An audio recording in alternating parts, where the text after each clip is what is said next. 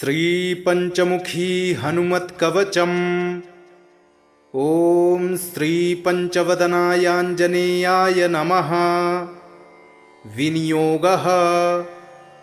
ॐ अस्य श्रीपञ्चमुखहनुमन्मन्त्रस्य ब्रह्मा ऋषिः, गायत्री छन्दः, पञ्चमुखविराट् हनुमान् देवता, ह्रीं बीजम्, श्रीं शक्तिः, क्रौं कीलकम्, क्रूं कवचम्, क्रैं अस्त्राय फट् इति दिग्बन्धः। श्रीगरुड उवाच अथ ध्यानं प्रवक्ष्यामि शृणु सर्वाङ्गसुन्दरी। यत्कृतं देवदेवेन ध्यानं हनुमतः प्रियम्। पञ्चवक्त्रं महाभीमं त्रिपञ्चनयनैर्युतं, बाहुभिर्दशभिर्युक्तं सर्वकामार्थसिद्धिदम्। पूर्वं तु वानरं वक्त्रं कोटिसूर्यसमप्रभं, दंष्ट्राकरालवदनं भ्रिकुटीकुटिलेक्षणम्। अस्यैव दक्षिणं वक्त्रं नारसिंहं महाद्भुतम्, अत्युग्रतेजो वपुषं भीषणं भयनाशनम्। पश्चिमं गारुणं वक्त्रं वक्रतुण्डं महाबलम्, सर्वनागप्रशमनं विषभूतादिकृन्तनम्। उत्तरं सौकरं वक्त्रं कृष्णं दीप्तं नभोपमं, पातालसिंहवेताल ज्वररोगादिकृन्तनम्। ऊर्ध्वं हयाननं घोरं दानवान्तकरं परं, येन वक्त्रेण विप्रेन्द्र तारकाख्यं महासुरम्। जघान शरणं तत्स्यात् सर्वशत्रुहरं परम्। ध्यात्वा पञ्चमुखं रुद्रं हनुमन्तं दयानिधिं, खड्गं त्रिशूलं खड्वाङ्गं पाशमङ्कुशपर्वतं, मुष्टिं कौमोदकीं वृक्षं धारयन्तं कमण्डलुम्। भिन्दिपालं ज्ञानमुद्रां दशभिर्मुनिपुङ्गवम्। एतान्यायुधजालानि धारयन्तं भजाम्यहम्। प्रेतासनोपविष्टं तं सर्वाभरणभूषितं, दिव्यमाल्याम्बरधरं दिव्यगन्धानुलेपनम्। सर्वाश्चर्यमयं देवं हनुमद्विश्वतोमुखम्। पञ्चास्यमच्युतमनेकविचित्रवर्ण वक्त्रं शशाङ्कशिखरं कपिराजवर्यं, पीताम्बरादिमुकुटैरुपशोभिताङ्गं पिङ्गाक्षमाद्यमनिशं मनसा स्मरामि। मर्कटेशं महोत्साहं सर्वशत्रुहरं परं, शत्रुसंहर मां रक्ष श्रीमन्नापदमुद्धर। ॐ हरिमर्कटमर्कटमन्त्रमिदं परिलिख्यति लिख्यति वामतले। यदि नश्यति नश्यति शत्रुकुलं, यदि मुञ्चति मुञ्चति वामलता। ॐ हरिमर्कटाय स्वाहा।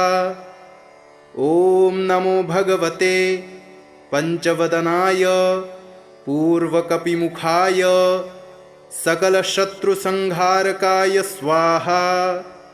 ॐ नमो भगवते पञ्चवदनाय दक्षिणमुखाय करालवदनाय नरसिंहाय सकलभूतप्रमथनाय स्वाहा। ॐ नमो भगवते पञ्चवदनाय पश्चिममुखाय गरुडाननाय सकलविषहराय स्वाहा।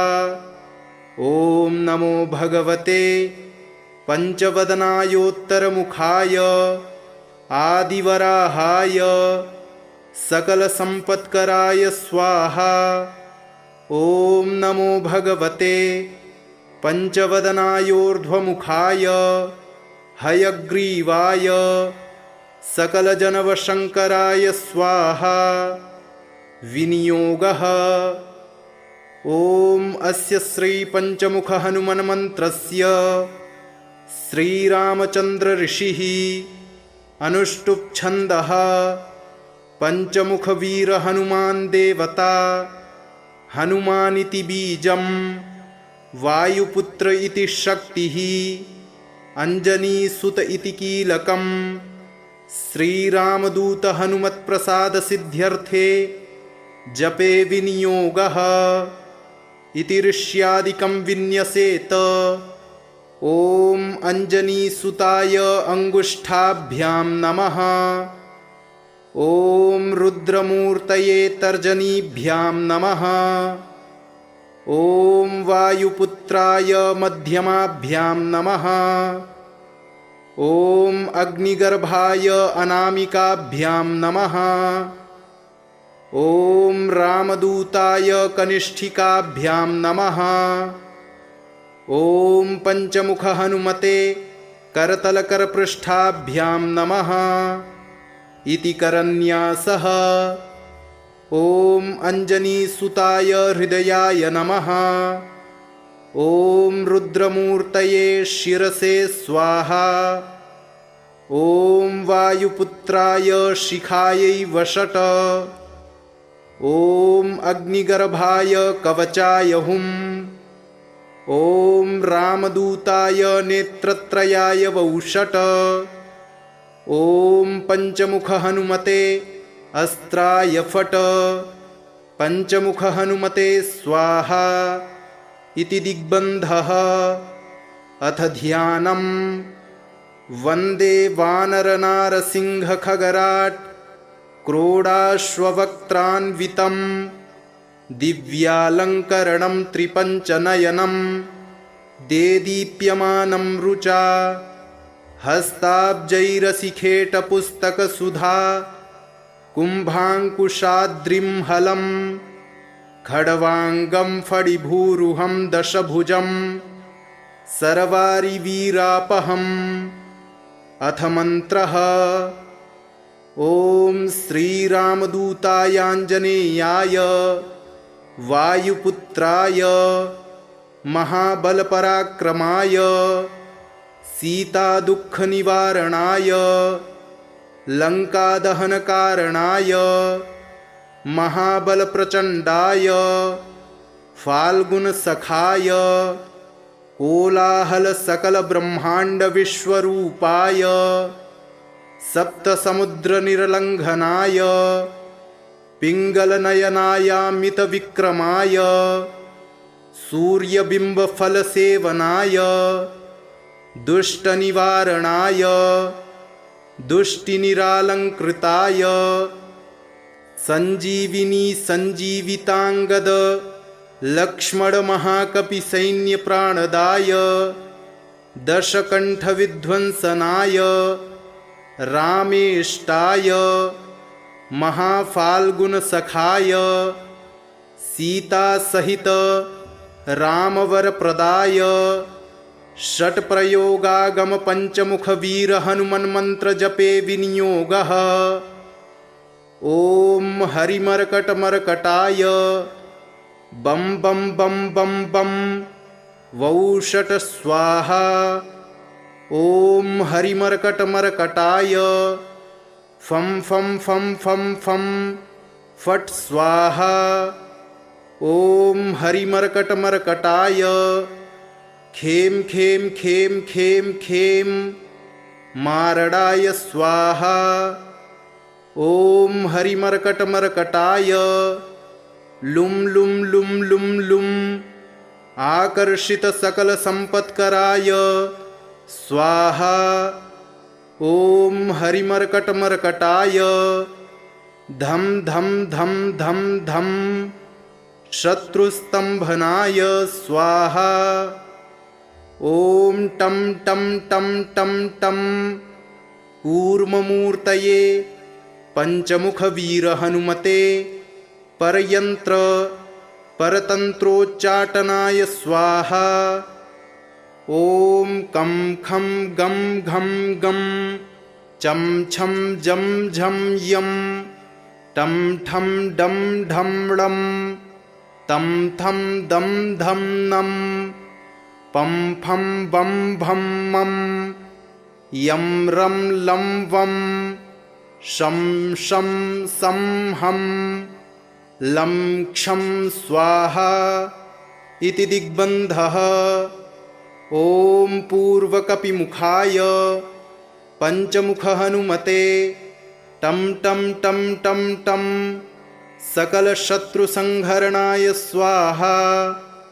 ॐ दक्षिणमुखाय पंचमुखहनुमते करालवदनाय नरसिंहाय ॐ ह्रां ह्रीं ह्रूं ह्रैं ह्रौं ह्रः सकलभूतप्रेतदमनाय स्वाहा। ॐ पश्चिममुखाय गरुडाननाय पंचमुखहनुमते मं मं मं मं मं सकलविषहराय स्वाहा। ॐ उत्तरमुखाय आदिवराहाय लं लं लं लं लं नृसिंहाय नीलकण्ठमूर्तये पंचमुखहनुमते स्वाहा। ॐ ऊर्ध्वमुखाय हयग्रीवाय रुं रुं रुं रुं रुं रुद्रमूर्तये सकलप्रयोजननिर्वाहकाय स्वाहा। ॐ अंजनीसुताय वायुपुत्राय महाबलाय सीताशोकनिवारणाय श्रीरामचन्द्रकृपापादुकाय महावीर्यप्रमथनाय ब्रह्माण्डनाथाय कामदाय पंचमुखवीरहनुमते स्वाहा। भूतप्रेतपिशाच ब्रह्मराक्षस शाकिनी डाकिन्यन्तरिक्षग्रह परयंत्र परतंत्रोच्चाटनाय स्वाहा। सकलप्रयोजननिर्वाहकाय पंचमुखवीरहनुमते श्रीरामचन्द्रवरप्रसादाय जं जं जं जं जं स्वाहा। इदं कवचं पठित्वा तु महाकवचं पठेन्नरः एकवारं जपेत् स्तोत्रं सर्वशत्रुनिवारणं द्विवारं तु पठेन्नित्यं पुत्रपौत्रप्रवर्धनं त्रिवारं च पठेन्नित्यं सर्वसम्पत्करं शुभं चतुर्वारं पठेन्नित्यं सर्वरोगनिवारणं पंचवारं पठेन्नित्यं सर्वलोकवशङ्करं षड्वारं च पठेन्नित्यं सर्वदेववशङ्करं सप्तवारं पठेन्नित्यं सर्वसौभाग्यदायकम् अष्टवारं पठेन्नित्यमिष्टकामार्थसिद्धिदम् नववारं पठेन्नित्यं राजभोगमवाप्नुयात्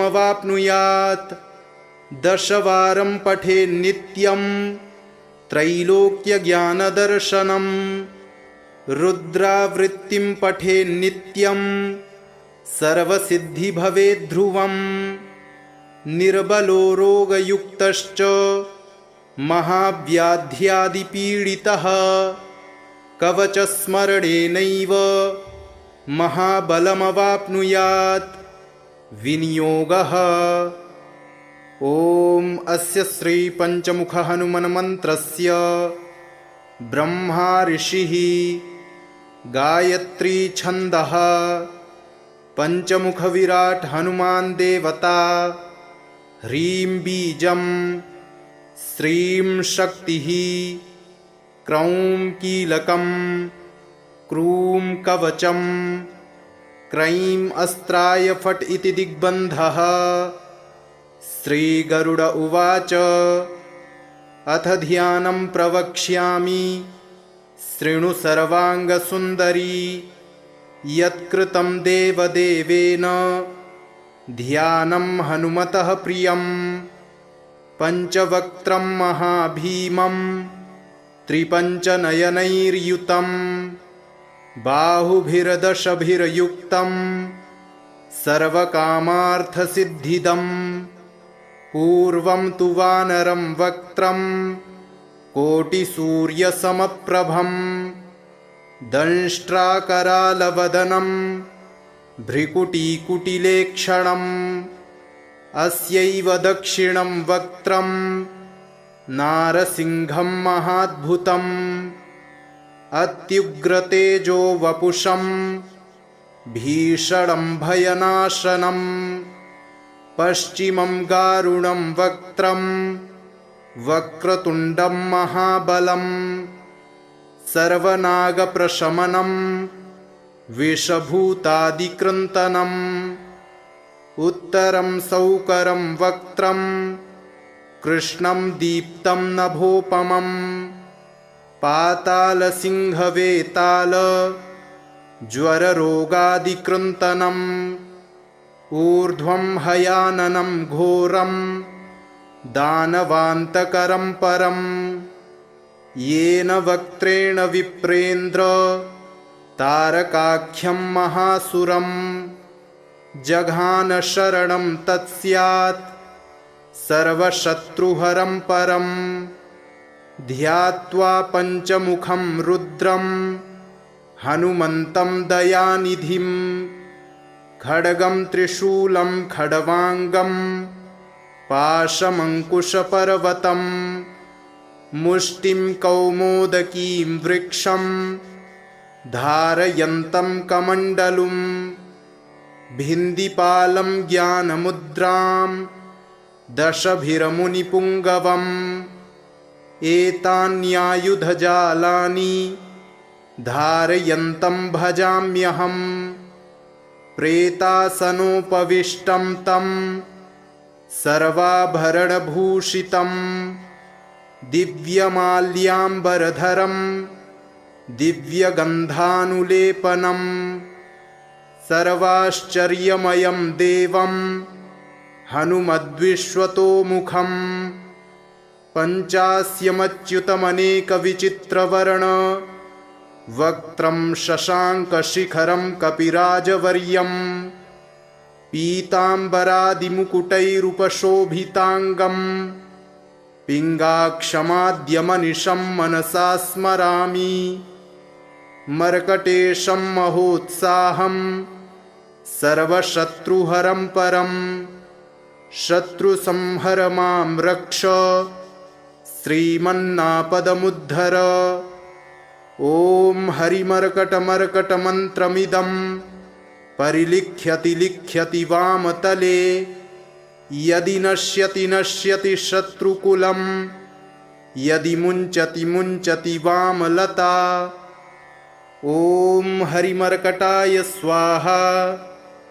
ॐ नमो भगवते पंचवदनाय पूर्वकपिमुखाय सकलशत्रुसंहारकाय स्वाहा।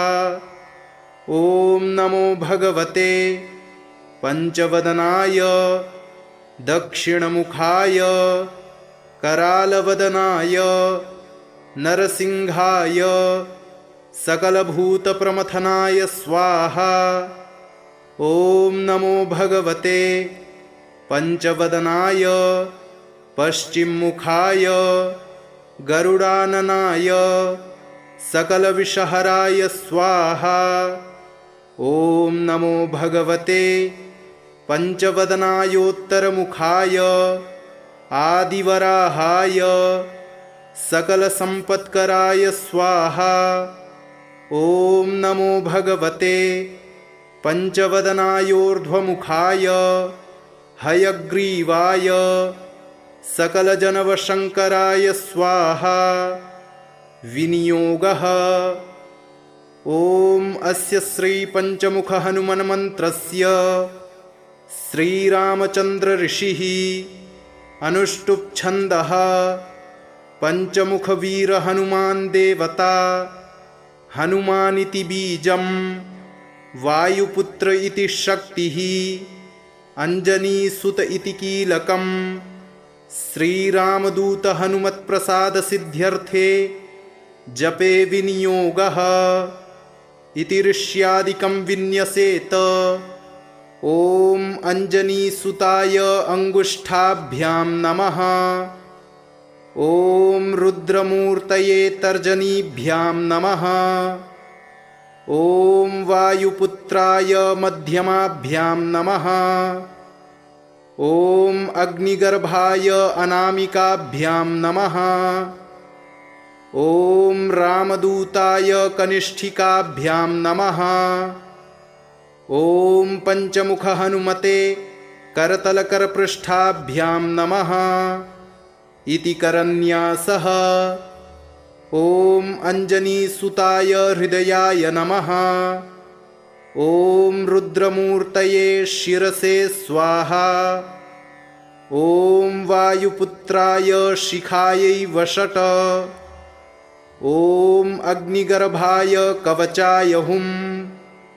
ॐ रामदूताय नेत्रत्रयाय वौषट। ॐ पञ्चमुखहनुमते अस्त्राय फट्। पञ्चमुखहनुमते स्वाहा इति दिग्बन्धः। अथ ध्यानम्।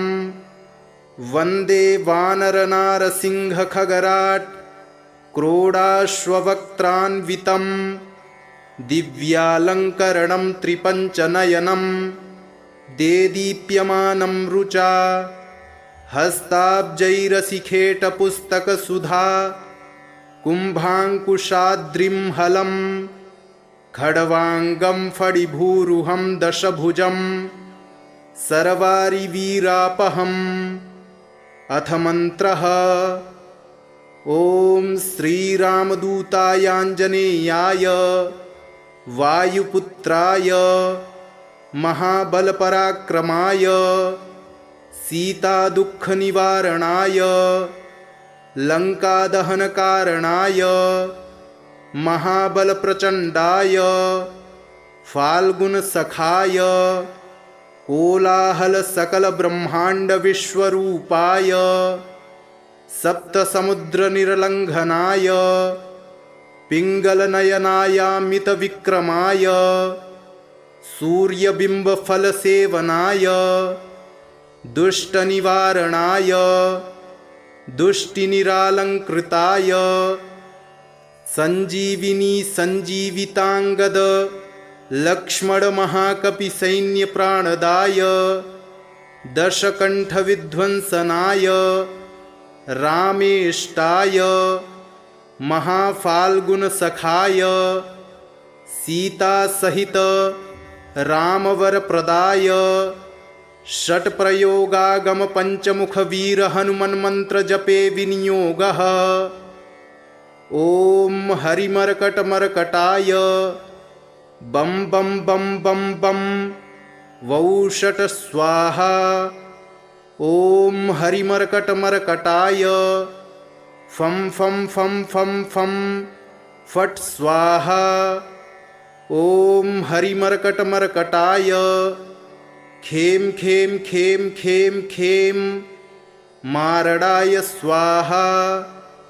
ॐ हरिमर्कटमर्कटाय लुं लुं लुं लुं लुं आकर्षितसकलसम्पत्कराय स्वाहा। ॐ हरिमर्कटमर्कटाय धं धं धं धं धं शत्रुस्तम्भनाय स्वाहा। ॐ टं टं टं टं टं कूर्ममूर्तये पञ्चमुखवीरहनुमते परयन्त्र परतन्त्रोच्चाटनाय स्वाहा।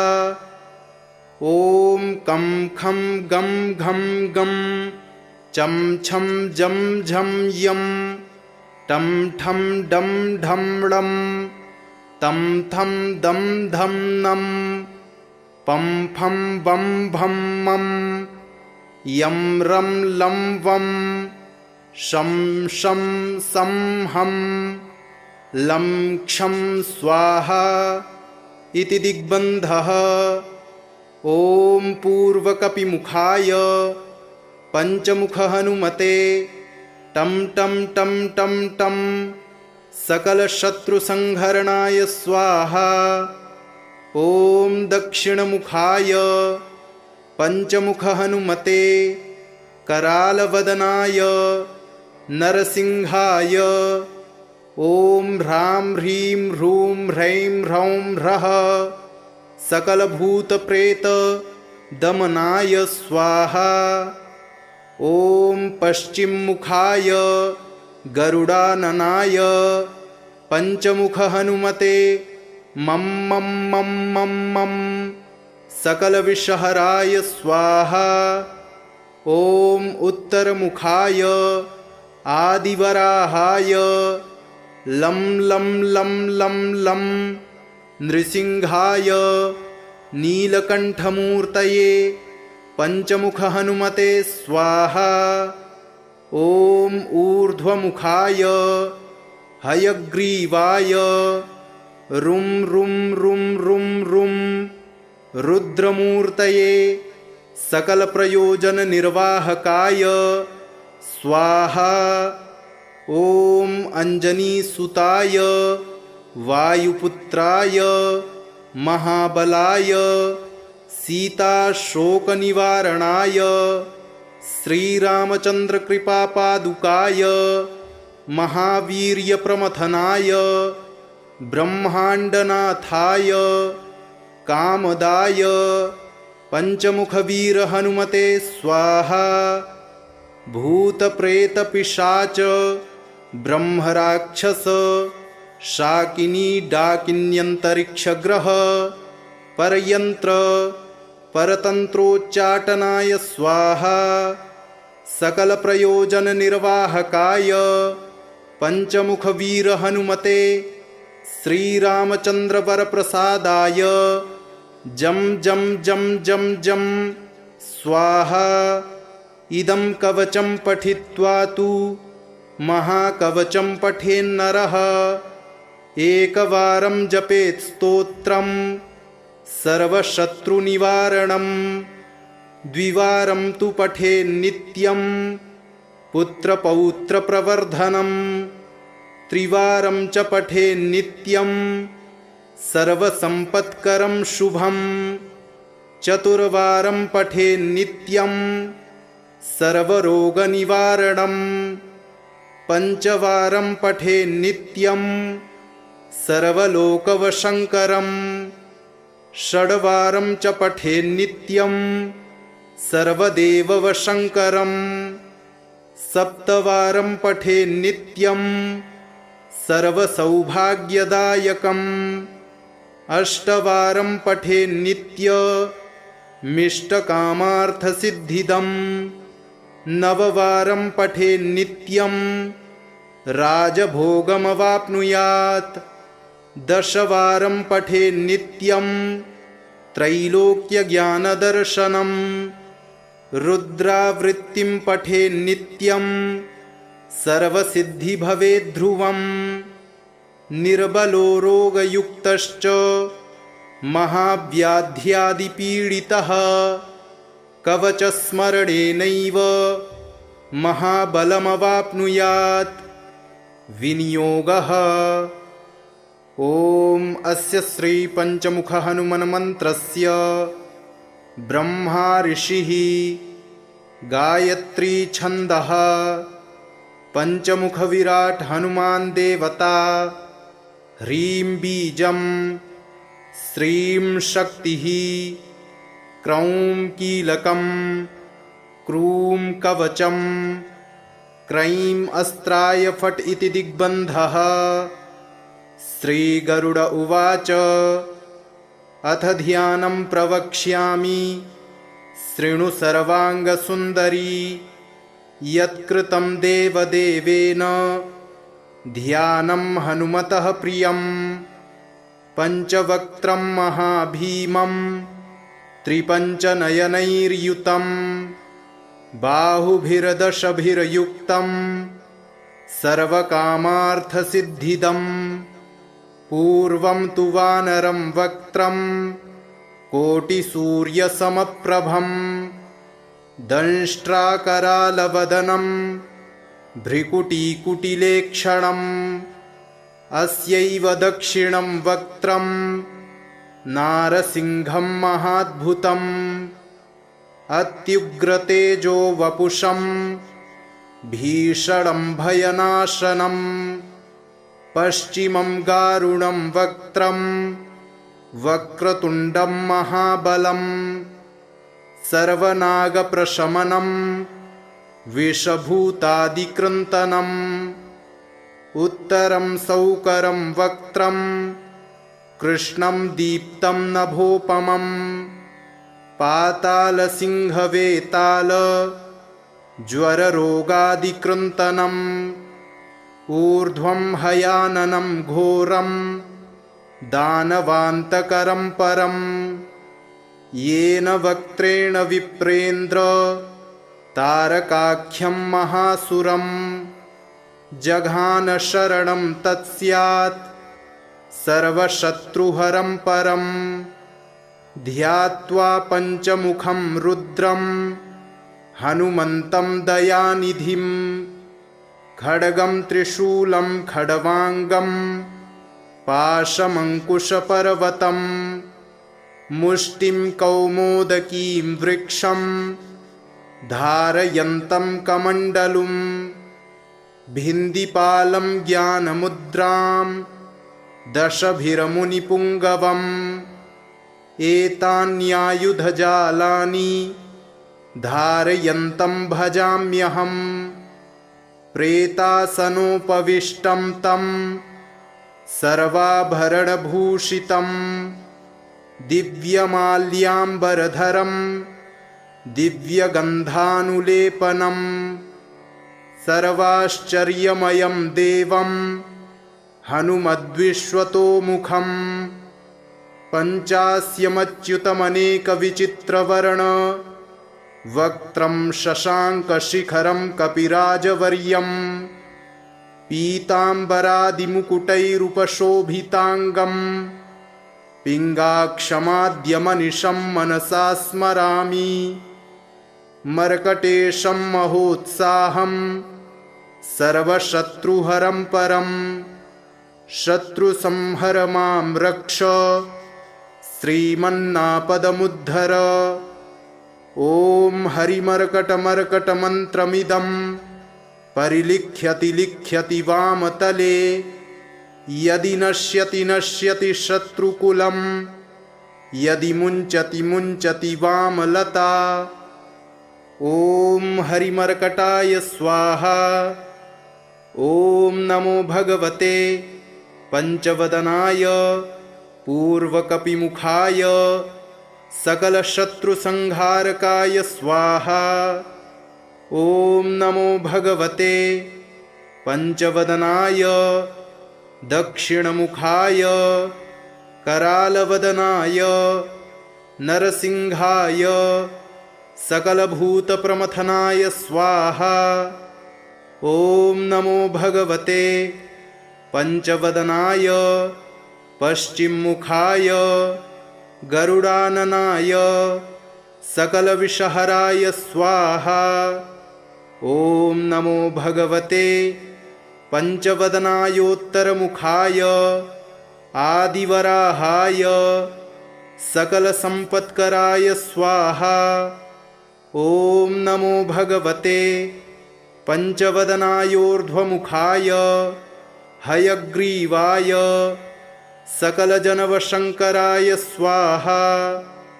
विनियोगः ॐ अस्य श्रीपञ्चमुखहनुमन्मन्त्रस्य श्रीरामचन्द्र ऋषिः अनुष्टुप् छन्दः पंचमुख वीर हनुमान देवता हनुमानिति बीजं वायुपुत्र इति शक्तिः अंजनीसुत इति कीलकं श्रीरामदूत हनुमत्प्रसाद सिद्ध्यर्थे जपे विनियोगः इति ऋष्यादिकं विन्यसेत।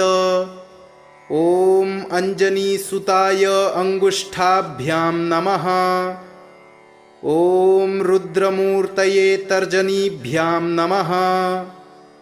ॐ वायुपुत्राय मध्यमाभ्यां नमः।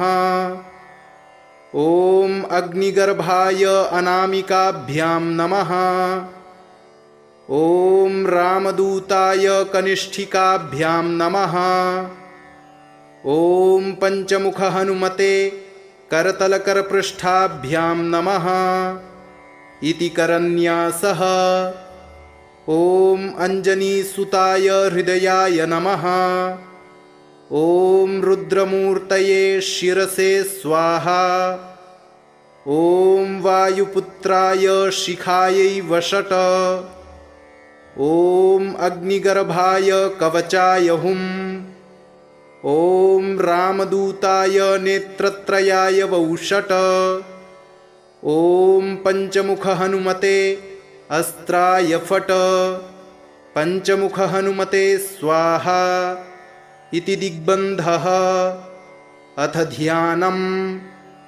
वन्दे वानरनारसिंहखगराट् क्रोडाश्ववक्त्रान्वितं दिव्यालङ्करणं त्रिपञ्चनयनं देदीप्यमानं रुचा हस्ताब्जैरसिखेटपुस्तकसुधा कुम्भाङ्कुशाद्रिं हलं खड्वाङ्गं फणिभूरुहं दशभुजं सर्वारिवीरापहम्।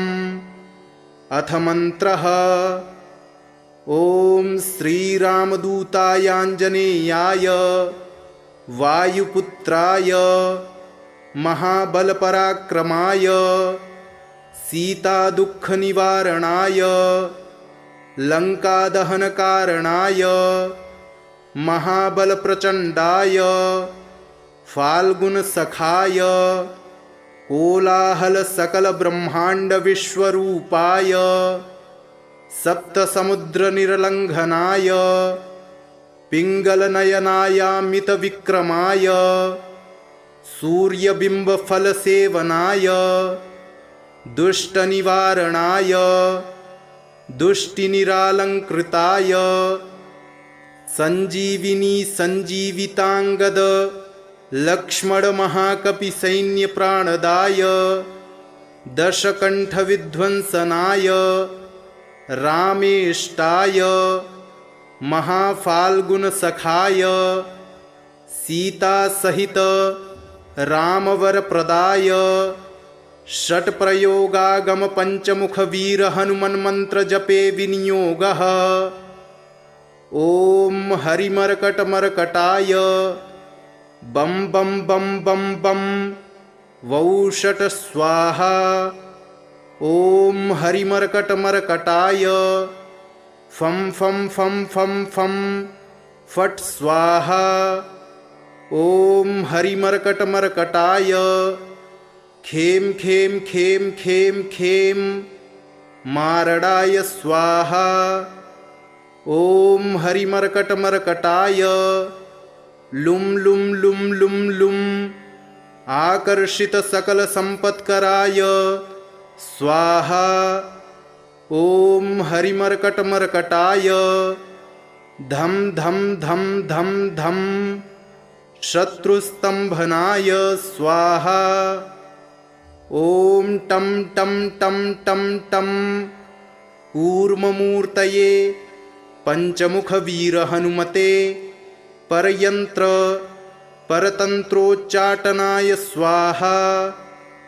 ॐ कं खं गं घं गं चं छं जं झं यं टं ठं डं ढं ळं तं थं दं धं नं पं फं बं भं मं यं रं लं वं शं शं सं हं लं क्षं स्वाहा इति दिग्बन्धः।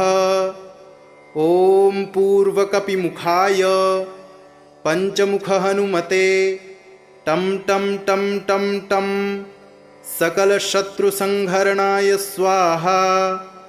ॐ दक्षिणमुखाय पञ्चमुखहनुमते करालवदनाय नरसिंहाय ॐ ह्रां ह्रीं ह्रूं ह्रैं ह्रौं ह्रः सकलभूतप्रेतदमनाय स्वाहा।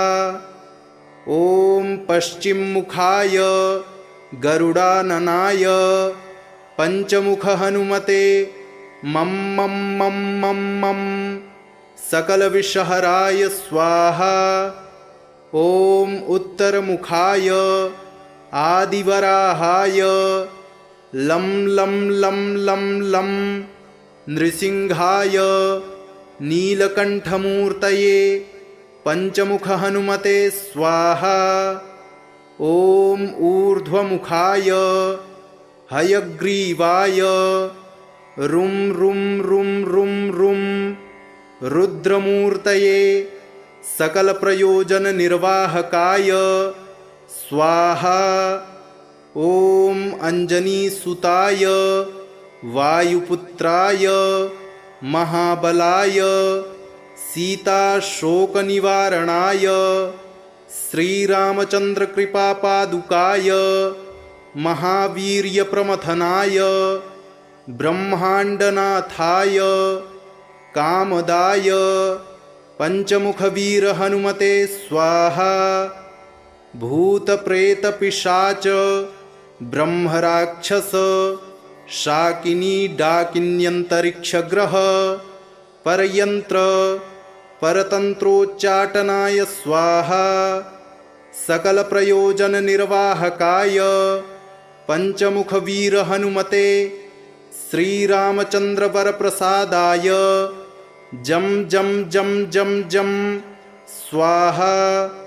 इदं कवचं पठित्वा तु महाकवचं पठेन्नरः एकवारं जपेत् स्तोत्रं सर्वशत्रुनिवारणं द्विवारं तु पठेन्नित्यं पुत्रपौत्रप्रवर्धनं त्रिवारं च पठेन्नित्यं सर्वसम्पत्करं शुभं चतुर्वारं पठेन्नित्यं सर्वरोगनिवारणं पञ्चवारं पठेन्नित्यं सर्वलोकवशङ्करं षड्वारं च पठेन्नित्यं सर्वदेववशङ्करं सप्तवारं पठेन्नित्यं सर्वसौभाग्यदायकम् अष्टवारं पठेन्नित्यमिष्टकामार्थसिद्धिदम् नववारं पठेन्नित्यं राजभोगमवाप्नुयात् दशवारं पठेन्नित्यं त्रैलोक्यज्ञानदर्शनम् रुद्रावृत्तिं पठेन्नित्यं सर्वसिद्धिभवेद्ध्रुवम् निर्बलो रोगयुक्तश्च महाव्याध्यादिपीडितः कवचस्मरणेनैव महाबलमवाप्नुयात् इति श्रीसुदर्शनसंहितायां श्रीरामचन्द्रसीताप्रोक्तं श्रीपञ्चमुखहनुमत्कवचं सम्पूर्णम्।